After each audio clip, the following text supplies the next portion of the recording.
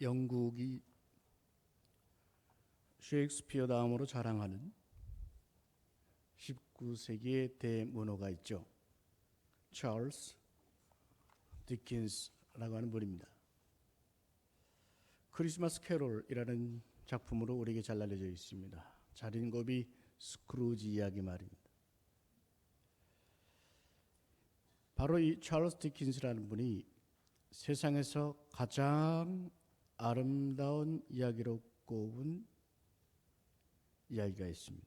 그것이 바로 우리가 성경 누가복음 15장에서 보는 탕자의 비유입니다. 자신의 세상을 살아보겠다고 아버지를 떠났다가 모든 것을 다 잃고 집으로 돌아오는 아들, 자신을 떠난 아들을 하염없이 기다리는 아버지, 그리고 마침내 빈털터리로 돌아온 아들을 아무것도 묻지 않고 죽었던 내 아들이 돌아왔다 기뻐하며 잔치를 베푸는 아버지. 그 이야기가 아름다운 것은 사랑과 진리의 자리를 떠났다가 본연의 자리로 돌아가는 줄거리가 아름답기 때문입니다. 그리고 그를 하염없이 사랑하는 아버지의 사랑이 위대하기 때문입니다. 잃어버렸던 길에서 돌아가는 것, 이것이 아름다운 것입니다. 하나님 아버지께로 돌아가는 것, 이것이야말로 참된 행복과 희망이 있는 길입니다. 사도행전의 말씀이 우리에게 귀한 것도 같은 이유입니다. 노아의 방주처럼 우리 베델교회가 세워지고 오늘까지 지속되어 왔습니다. 노아의 방주 모양의 교회입니다. 그래서 우리 교회를 배라고 했을 때 이 배의 항로가 0.1도만 틀어졌다고 해도 100km를 가고 나면 본래의 목적지와 크게 달라질 수밖에 없습니다. 우리의 인생 행로 또한 각도가 0.1도만 틀어져도 그 종착지는 주님이 원하시는 것과는 크게 다를 수밖에 없습니다. 그리고 우리는 마치 사격 선수가 관역을 겨누어 놓고 집중한 채로 숨을 고르시듯이 한숨 또 한숨 고르면서 분명한 목표를 잡고 가야 하는 것입니다. 바로 그 영혼의 길을 제공하는 것이 성경이요, 사도행전의 말씀이야말로 여러분과 제가 함께 가는 베델 방주의 키가 되는 것입니다. 물론 지금까지도 잘 져왔습니다. 거기에 더하여 사도행전의 말씀 한 절 한 절이 잠자는 영혼은 깨우고 녹슬거나 기력이 쇠한 구석구석들은 성령의 기름으로 새롭게 하는 역사가 있기를 기원합니다. 물론 지금 주무시는 분은 계속 주무셔도 괜찮습니다. 제가 간혹 주무시는 분을 위해서 배려 차원에서 소리를 지릅니다. 이쪽을 향해서 소리를 지릅니다. 왜냐? 이쪽에 주무시고 계시기 때문에 혹시 깰까 봐. 오순절 아침 성령이 강림하고 모여있던 120명의 성도들 각 사람에게 성령 충만의 역사가 일어났습니다. 성령님의 역사가 불의 혀와 같이 갈라지면서 각 사람에게 임하자 성령으로 충만해지고 각 사람이 성령의 말하게 하심을 따라 다른 언어로 말하기 시작했다고 했습니다. 다른 언어, 영어로는 in other tongues라고 했습니다. 자기가 태어난 나라 말을 모국어라고 하죠. 어머니의 말, 어머니가 입에 담아준 말이라고 해서 어머니 말, 마더텅이라고 합니다. 어머니가 가르쳐준 마더텅이 아니라 이 제자들이 아도통으로 말했다는 것입니다. 크리스찬이라면 누구나 관심을 갖는 방언인 것입니다. 방언으로 말하는 것을 글로솔라리아라고 말합니다. 제자들 모두가 방언으로 말했습니다. 그들이 방언으로 말할 때 그 소리를 들은 사람이 있었습니다. 경건한 유대인들이 천하 각국으로부터 와서 이 소리를 들었다고 했습니다. 듣고 소동하였다고 했죠. 이 경건한 유대인들이라는 사람들이 소동하는 이유가 있습니다. 첫째, 이 120명의 제자들이 말하고 있는 아도통이 그들에게는 마도통인 것입니다. 이 제자들에게는 외국어인데 이 사람들에게는 모국어입니다. 자신들의 난 곳 방언으로 말하고 있더라. 성경은 우리에게 그렇게 들려줍니다. 둘째, 놀라운 것은 이 사람들이 이 외국말을 배운 게 아닌데 외국말을 하고 있다는 것입니다. 7절 하반절에 보면 이 사람들이 갈릴리 사람들이 아니냐라고 말하고 있습니다. 이 말의 뜻은 뭡니까? 이 사람들은 아무런 교육이라고는 받아본 적이 없다고 알려진 촌사람, 갈릴리 사람 아니냐 이 말입니다.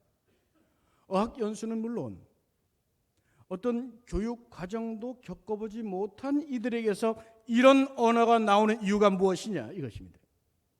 셋째, 이들이 말하는 것을 들어볼 때 그 내용에서 놀랍습니다.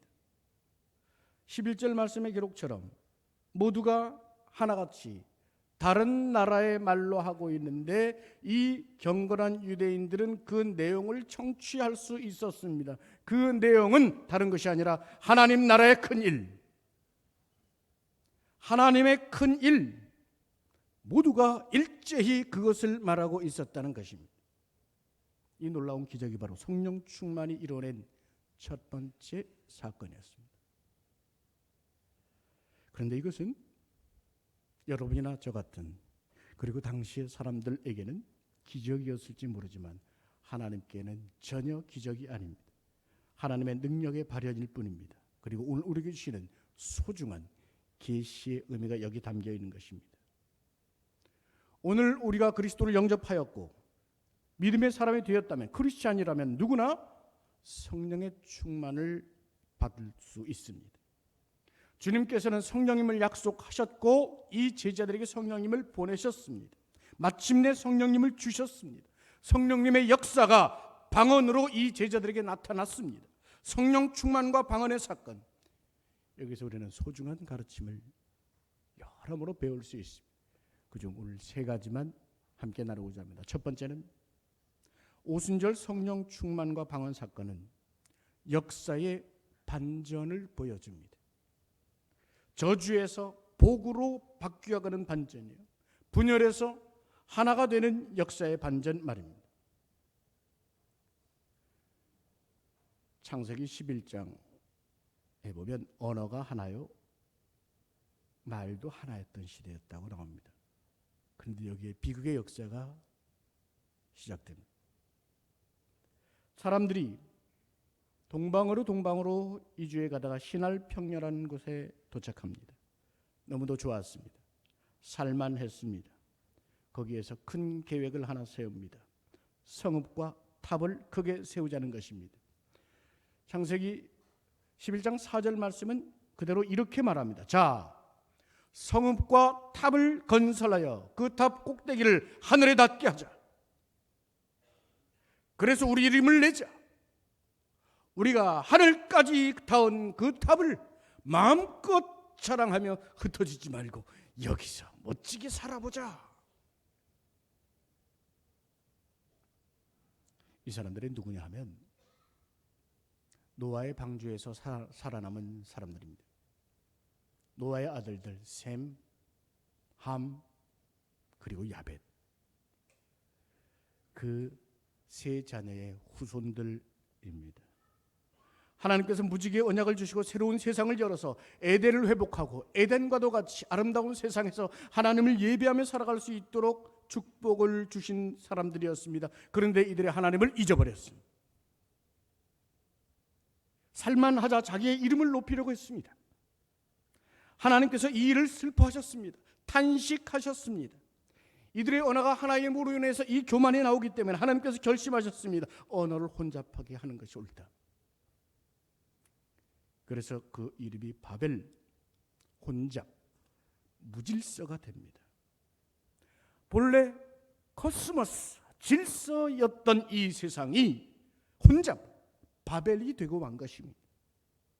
노아 방주의 큰 축복을 받았던 셈, 함, 야벳의 자손들은 하나님을 떠남으로써 결국 언어가 갈라지고 온 지면에 흩어져 바벨의 길을 가게 되는 것입니다.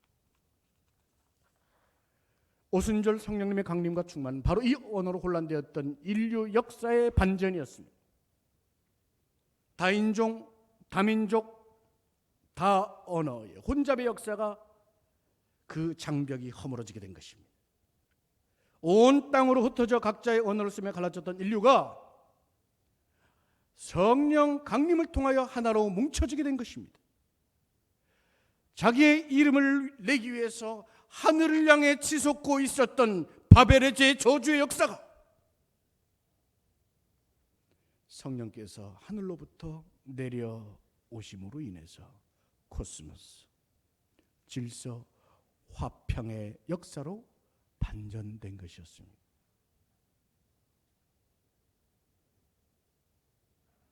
이 방언을 하는 제자들 보고 놀란 사람들이 누구냐? 천하 각국에서 온 사람들이었다고 성경은 우리에게 들려줍니다. 오늘의 말로 하자면 유대인 디아스포라입니다. 유대인 디아스포라는 맨 처음 북이스라엘이 아수르에게 멸망할 때 주전 722년경입니다. 그때 첫 디아스포라가 생겨나 흩어진 자들입니다. 그 후 바벨론에 의해서, 페르시아에 의해서, 헬라에 의해서, 로마에 의해서 계속해서 유대인들은 흩어져 퍼져나갔습니다. 이들이 오순절이라고 하는 절기를 맞자 명절을 지키기 위해서 예루살렘에 온 것입니다. 그만큼 열심히 있는 사람들이었기에 그 뿔뿔이 흩어진 그 자리에서 명절 때는 예루살렘으로 오는 사람들이었기에 이 사람들을 누가는 경건한 유대인이라고 기록하고 있는 것입니다. 이 사람들이 살던 곳을 정리해보면 5그룹으로 정리해볼 수 있습니다. 첫째 그룹은 바데인, 메데인, 엘라멘, 메소포타미아인. 이들은 유대를 중심으로 유대 동쪽에 살던 사람들입니다. 아람어를 쓰는 사람들입니다. 메소포타미아 문명 지역입니다. 둘째 그룹인 갑바도기아, 본도 아시아, 부르기아, 밤빌리아 사람들은 소아시아 지역입니다. 동쪽 위에 소아시아 말입니다. 사도행전 13장으로부터 쭉 19장까지 사도 바울과 바나바가 전도 여행을 하게 되는 바로 그곳 소아시아 지역입니다. 세 번째 그룹은 애굽, 그레데, 그리고 가까운 리비아 지역은 요 아프리카 지역입니다. 아프리카 지역, 이집트, 알렉산드리아 도시와 구레네 도시로 흩어져 갔던 사람들이 있었다는 것이죠. 네 번째, 로마로부터 온 나그네, 곧 유대인과 유대교에 들어온 사람들, 이 그룹은 로마입니다. 로마를 중심으로 한 이 유럽 지역에 있던 사람들이 온 것입니다. 마지막 5번째 그룹은 그레데와 아라비아, 중동 이 아라비아 반도에 있는 이쪽에서 온 유대인 디아스포라입니다. 결국 동서남북에서 사방에서 다 예루살렘으로 몰려온 것이죠. 이들은 흩어져 있었습니다. 흩어져 오랫동안 살아온 만큼 언어가 달랐습니다. 문화도 달랐습니다. 혈통도 달랐습니다. 근데 이 사람들은 누구냐? 바로 그 바벨의 비극 시대에 흩어진 셈, 함, 야벳의 후손들인 것입니다. 함족은 애굽과 리비아에서 올라온 족속입니다. 야벳족은 그레데와 로마의 유럽에 거주하는 사람들이었습니다. 그리고 나머지 대부분 사람들은 셈족 사람들이었습니다. 셈, 함, 야벳. 이들은 바벨의 시대에 그렇게 흩어져 갔지만 하나님께서 성령의 역사로 그들을 그렇게 모아놓은 것입니다. 명절이 되면 이 흩어졌던 사람들이 각자 그룹별로 예루살렘 도처에서 하나님을 찬양했다고 합니다. 각자 그룹별로 자기의 언어로 말합니다.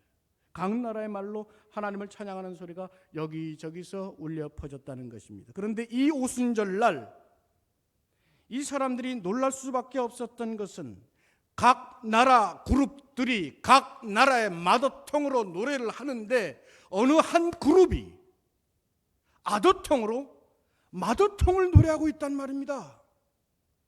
모든 그룹이 이 그룹을 주목해서 보는 것입니다. 각 나라 말로 하나님을 찬양하는데 모두가 하나님의 큰일, 그것을 일제히 노래하고 있는 것입니다. 성령의 말하게 하심을 따라. 얼마나 멋진 광경이겠습니까? 나라도 다르고 문화도 다르고 피부 혈통도 다 다른 사람들이 한 그룹에서 발견을 합니다. 하나님의 나라 말입니다.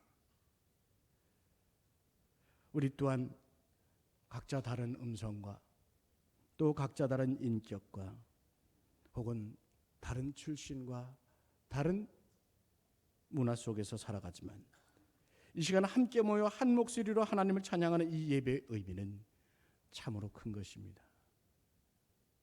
세계 열방의 여러 나라들의 교회를 가보면, 특히 다문화 국가들 가보면 여러 인종들이 모여서 저마다 다르지만 한 목소리로 하나님을 찬양하는 그 예배를 보면 얼마나 아름답고 귀한지 모릅니다. 요한계시록 7장 9절에서 10절은 우리에게 예비된 놀라운 은혜의 장면을 소개해 주고 있습니다. 내가 보니 각 사람과 족속과 백성과 방언에서 아무도 능히 셀 수 없는 큰 무리가 나와 흰 옷을 입고 손에 종려가지를 들고 보좌 앞과 어린 양 앞에 서서 큰 소리로 외쳐 이르되 구원하심이 보좌에 앉으신 우리 하나님과 어린 양에게 있도다. 우리가 부를 찬양이요 온 민족과 더불어 하나님을 높이게 될 예배의 모습인 것입니다. 성령님의 충만함이 오늘 우리에게 임하셔서 바벨의 분열이 오순절이 하나됨으로 반전되는 역사가 있었듯이 성령 충만을 통하여 여러분의 인생의 행로가 반전의 역사가 있기를 주님의 이름으로 축원합니다. 두 번째, 오순절 성령 충만과 방언 사건은 성령 주도 사건이었습니다. 성령님이 중요합니다. 4절 말씀은 성령의 말하게 하심을 따라 그들이 방언을 말했다고 했습니다. 2장 14절 이후에 보면 사도 베드로가 성령 충만해서 첫 설교를 하는 장면이 나옵니다. 38절에 보면 이런 구절이 있죠. 너희가 회개하여 각각 예수 그리스도의 이름으로 세례를 받고 죄 사함을 받으라. 그리하여 성령을 선물로 받을 것이라. 제자들이 바로 그런 회개와 세례와 죄 사함의 경험을 했고 성령 충만을 경험한 것입니다. 그리고 성령이 말하게 하심을 따라서 방언을 하는 것입니다.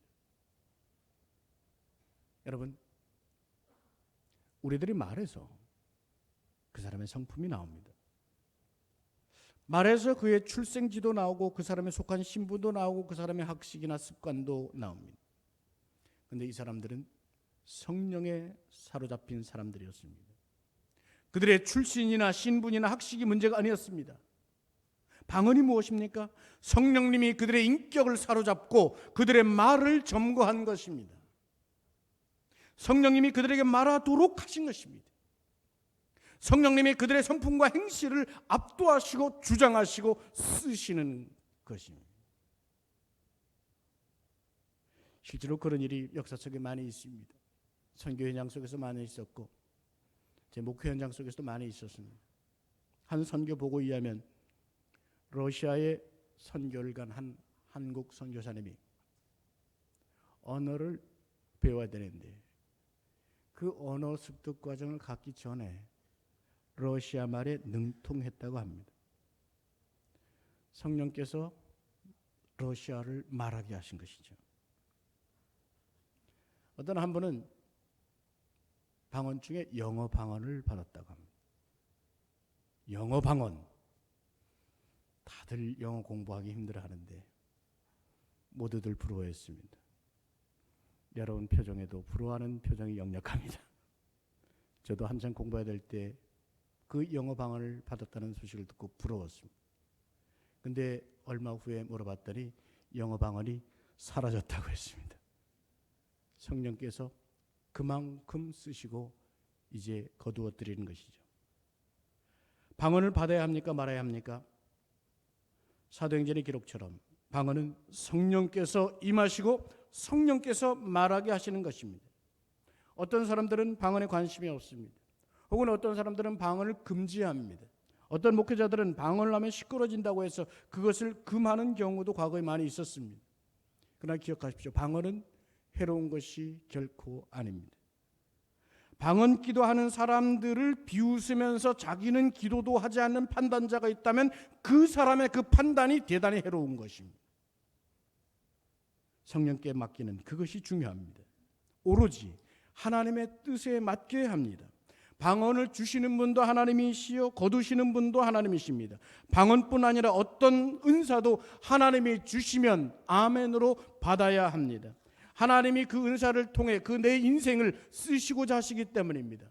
그래서 한 가지 분명히 해야 되는 것이 하나 있다면 성령님이 말하게 하신 방언과 은사, 이것이 중요합니다.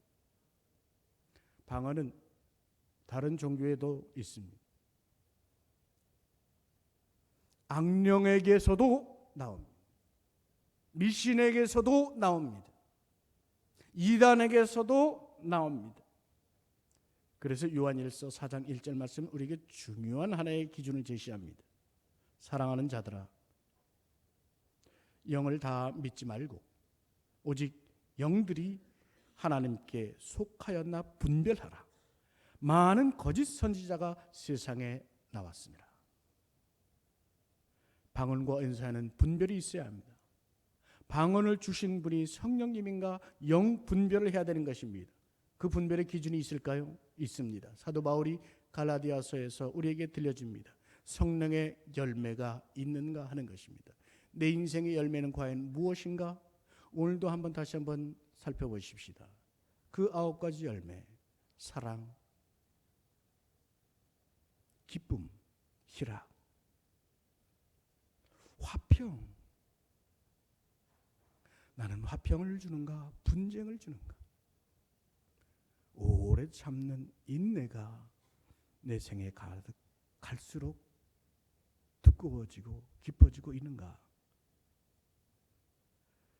불쌍히 여기는 자비로운 마음이 내게 있는가? 선한 양심을 따라 살고자 하는 그 선한 마음이 내게 있는가? 순종하고 충성할 수 있는 그 믿음의 모습이 내게 점점 두터워지고 있는가? 과연 나는 생을 살아갈수록 내 성품이 분노와 격한 데서부터 자유로워지고 점점 부드러워지고 있는가?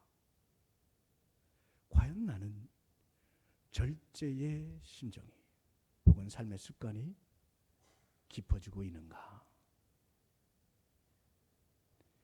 성령의 사람이 품게 되고 성령의 사람이 맺게 되는 성령의 열매를 우리 한번 생각해 보는 것입니다. 과연 내가 성령에 속해 있는가? 그 기준을 가늠할 수 있는 길인 것입니다. 성도의 중요한 믿음의 이정표입니다.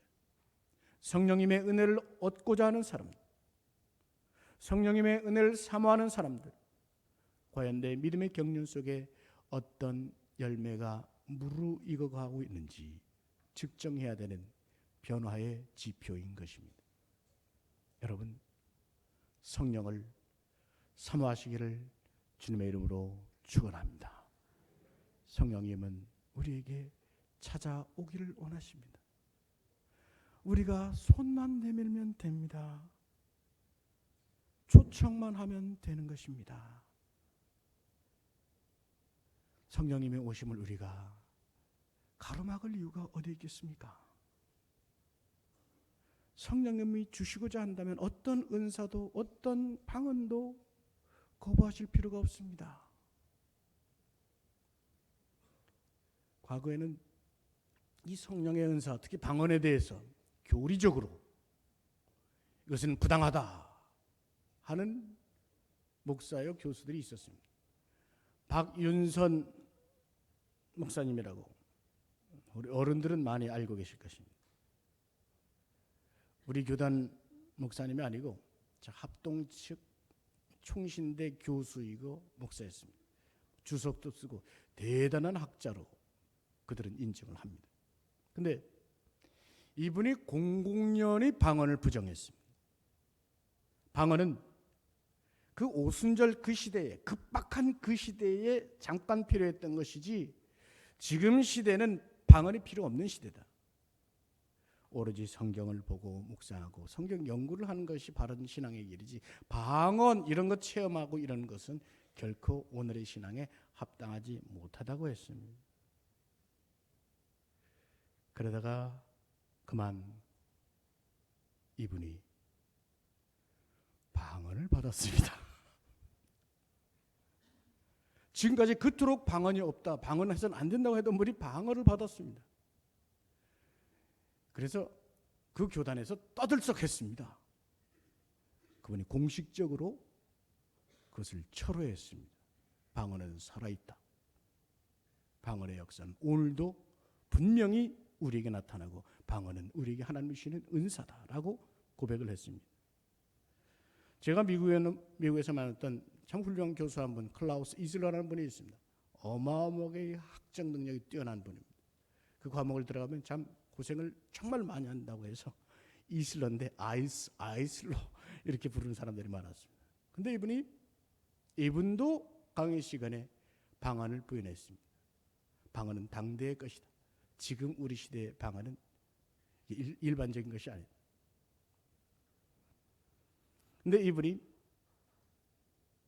어느 날 열심히 연구하고 가르치던 중에 눈이 멀게 됩니다. 몸이 쇠약해지게 됩니다. 모든 학문과 가르침의 길을 떠나야 됐습니다. 기도원에 가서 금식하며 기도했습니다. 간절히 하나님을 만나기를 구하고 하나님의 은혜를 사모했습니다. 간절히 기도할 때 이분이 방언이 터집니다. 방언으로 몇 날 며칠 기도하는데 눈이 고쳐집니다. 눈이 활짝 트입니다. 건강이 완전히 회복됩니다. 그리고 강단으로 돌아왔습니다. 학교로 돌아와서 학생들을 가르치는데 얼마나 은혜를 강조하고 방언과 은사를 강조하는지 모릅니다. 성령이 방언을 주시는 것은 나이를 따지지 않습니다. 박윤선 목사님이 방언을 받을 때는 70대였습니다. 제가 잘 알고 있는 평천교회 리면성 목사님은 50대에 방언을 받으셨어요. 이슬러 교수님은 40대에 받았습니다. 저도 30대에 받았습니다.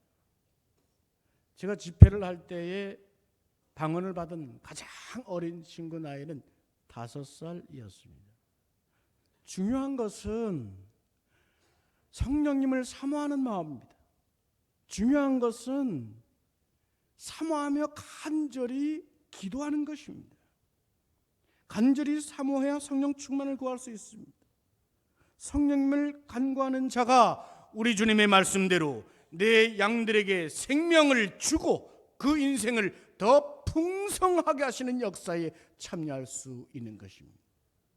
사랑하는 여러분, 성령을 받으시기를 축원합니다. 성령 강림의 역사가, 성령 충만의 역사가 우리에게 열려 있습니다. 이 귀한 것을 여러분 가로막지 마시고 성령님이 주시는 은혜의 마음껏 누림이 되고 또한 성령님께 드림이 되고 성령님의 열매들이 여러분의 인생을 더욱 풍성하게 해가시기를 주님의 이름으로 축원합니다. 마지막 세 번째, 오순절 성령 충만과 방언 사건은 하나님 나라 확장의 서막이었습니다. 교회 확장의 시작이었다는 것입니다. 오순절 성령 강림 사건을 하나님이 주신 이유가 무엇일까요? 누가복음 3장 21절 22절 말씀에 보면 주님께서 공생애를 시작하시기 전 이야기가 나옵니다. 세례를 받으셨습니다. 세례를 받고 올라오실 때 예수님 위에 성령님이 강림하셨습니다. 누가복음 4장에 주님께서 세례 받으시기 전, 시험 받으시기 전, 광야로 나가시기 전 성령님의 충만함을 입어 시험을 이기셨다고 했습니다. 4장 14절에 보면 시험을 이기신 후에 주님이 갈릴리에서 공생애의 말씀 사역을 시작하실 때 성령이 충만하여 갈릴리로 들어가셨다고 했습니다. 우리 주님은 그 모든 사역을 성령의 충만을 통하여 감당하셨다는 것입니다. 이제 제자들 또한 그들의 사역을 감당해야 됩니다. 사도행전 1장 3절의 말씀처럼 부활하신 주님께서는 하나님 나라의 일, 이것을 제자들에게 맡기셨습니다. 이제 제자들도 주님이 명하신 하나님 나라의 일, 그를 위해서는 반드시 필요한 필수 과정이 있습니다. 주님이 말씀하신 성령 충만이었습니다. 하나님께서는 그 일을 위해 성령 충만을 주셨고 이 제자들이 드디어 그 일을 감당하는 것입니다. 교회를 세웠습니다. 선교를 시작합니다. 기적이 나타납니다. 때로는 어려운 일도 나타납니다. 그런데 놀랍게도 하나님의 교회들이 세상으로 향해 퍼져나갑니다. 확장됩니다. 꾸준히 끈기 있게 활발하게 말입니다. 이 일을 누가 하시는지 아십니까? 성령님이 하시는 것입니다. 이 말씀들을 우리가 꾸준히 읽어 내려가면서 이 사도행전의 이야기 속에서 우리 사도행전이 이루어낸 이야기들을 우리 베델 행전이 함께 이어져 갈 수 있기를 주님의 이름으로 축원합니다. 교회 사가들에 의하면 바로 이 오순절날 성령 강림과 방언의 역사를 바라본 사람들을 통하여 놀라운 일이 세상 속에 퍼져나갔습니다. 천하 각국에서 왔던 이 사람들의 세계, 그들의 지역, 그들의 그룹, 그들의 삶의 자리 속으로 성령의 역사가 확장되어 나갔다는 것입니다. 그들이 돌아간 담의 세계에서 예수를 믿는 일이 일어납니다. 주님의 교회가 세워지는 것입니다. 사도 바울이 바울 되기 전에 사울 시절에 담의 색을 쫓아갔었죠. 예수의 잔당들을 뿌리 뽑기 위해서, 체포하기 위해서 가던 바로 그 발길의 대상이 누구였느냐? 바로 이날 오순절 사건을 보고 간 그 사람들이 거기 있었던 겁니다. 사도 바울이 로마서를 누굴 향해 했습니까? 로마에 있는 성도들을 위해서 쓰죠. 그 성도들은 어디서 난 것일까요? 바로 이날 오순절 성령 강림과 방언의 체험을 하고 돌아간 사람들이 거기에서 그리스도인으로 자리를 잡고 있었던 것이죠. 저 알렉산드리아로, 아라비아로, 리비아로, 구레네로 이들이 귀한 체험을 갖고 흩어져 간 것입니다. 그곳에 성령의 불의 역사가 나타난 것입니다. 시들어가는 불이 아니라, 꺼져가는 불이 아니라 성령 충만을 통하여 맹렬히 타오르는 성령의 불로 말입니다. 이 역사가 바로 오늘을 사는 여러분을 통하여 이루시고자 하시는 하나님의 뜻인 것을 믿으시길 바랍니다. 말씀을 마치고자 모든 사람은 목적이 있습니다. 사상이 있습니다. 세계관도 있습니다. 인격이 있습니다. 오늘 우리는 이 모든 것이 어디에 속해 계십니까? 아버지의 집을 떠났던 자가 아버지께로 돌아오는 발길이 가장 아름다운 곳에서 세상에 영에 있던 사람들이 살 길, 그 영혼이 가장 아름답게 되는 길은 성령님께 사로잡히는 길밖에 없다는 사실을 믿으시길 바랍니다. 고단하다, 바쁘다, 힘들다, 혼란스럽다, 어지럽다. 여러분, 이 말이 어디서 왔는지 아십니까? 혼란의 역사, 비극의 역사가 시작된 바벨의 역사에서 왔습니다. 그러나 오순절 성령님의 오심으로 인해서 혼란과 분열과 바쁨과 힘들고 이 비극의 역사, 그것은 사라지고 오순절에 그 제자들의 입을 쓰시는 성령님의 충만을 받아서 새 생명의 역사, 반전의 역사, 하나됨의 역사가 있었던 것입니다. 오늘 우리가 그 역사의 주인공이요, 오늘 이 시간이 그 역사의 또 하나의 시발점이 될 수 있기를 주님의 이름으로 축원합니다. 기도하십시다. 이 시간 기도하실 때 지난번과도 같이 함께 기도의 시간을 갖고자 합니다. 성령님을 초청하는 기도를 우리 스크린을 보시면서 한번 다 같이 함께 읊조렸으면 좋겠습니다. 다 같이 함께 읽겠습니다. 성령님 오시옵소서. 제 인생의 성령님을 초청합니다. 제 영혼에 오시고 제 인생에 오시옵소서. 성령님의 권능으로 제 몸에 오시고 성령님의 인격으로 제 인격을 압도하여 주시옵소서. 제 입술을 통하여 말하게 하시고 제 인생을 써주셔서 하나님 나라의 일을 감당하게 하옵소서. 지금 바로 이 자리에서 성령님을 듣고 보고 충만케 하여 주시옵소서. 이 기도문을 골자로 해서 기도할 때 통성으로 기도해도 좋습니다. 작은 소리로 기도해도 좋습니다. 그러나 분명 간절하게 사모하며 기도합시다. 성령님을 거부할 이유를 우리는 조금도 가지고 있지 않습니다. 우리를 향하여 예비하신 하나님의 선물 성령님을 오늘 충만히 받을 수 있기를 바랍니다. 다 같이 간절한 마음으로 기도하시겠습니다. 성령님, 이 자리에 오시옵소서. 우리의 인생의 성령님을 초청합니다. 제 영혼을 향해 오시고 제 인생에 향해 오시옵소서. 성령님 권능으로 역사하여 주시옵소서. 우리 성도들의 심령 속에 찾아와 주시옵소서. 성령의 인격, 성령님의 인도하심, 성령님의 주관하심이 우리의 인격과 인생을 압도하여 주시옵소서. 성령님, 우리를 주장하여 주셔서 우리의 입술로 말하게 하여 주시옵고 우리의 인생을 써주셔서 하나님 나라의 일을 감당하게 하여 주시옵소서. 지금 바로 이 자리에 성령님의 역사가 나타나게 하여 주시옵소서. 주여, 사모하는 자들에게 함께하여 주시고 구하는 자들에게 함께하시며 손을 내미는 자들에게 함께하여 주시옵소서. 성령께서 불의 여와 같이 강한 바람 소리와 같이 임하여 주시옵소서. 비둘기와 같이 임하여 주시옵소서. 식어진 심령들, 쇠하던 심령들이 살아 일어나게 하여 주시옵고 그 입술 속에 바벨의 언어가 혼란 가운데 되어 있는 이들이 성령의 역사로 회복되고 반전되는 역사가 있도록 하나님 주장하여 주시옵소서. 오늘 이 자리에 임하여 주시옵소서. 지금 바로 이 자리에서 성령의 역사를 함께하여 주시옵소서. 또한 끊임없이 기도하고 사모하고 간절히 구하는 자에게 성령님 인도하시고 임재하여 충만하소서. 함께하시기를 간절히 바랍니다. 주여, 우리에게 함께하소서. 사랑하는 주님, 성령님의 강림을 구하는 자에게 오시옵소서. 성령님의 충만을 구하는 자에게 부어 주시옵소서. 채워 주시옵소서. 성령님을 간절히 사모하는 자에게 성령님의 증거를 보게 하여 주시고 듣게 하시고 체험케 하여 주시옵소서.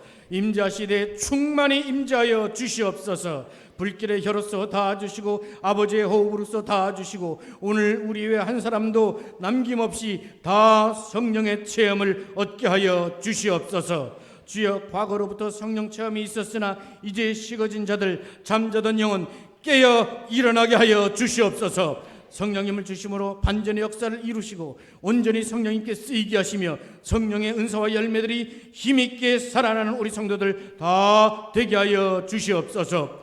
구하는 자에게 주시겠다 하셨고 그 약속을 이루시는 신실하신 그리스도 예수의 이름으로 기도하옵나이다. 아멘.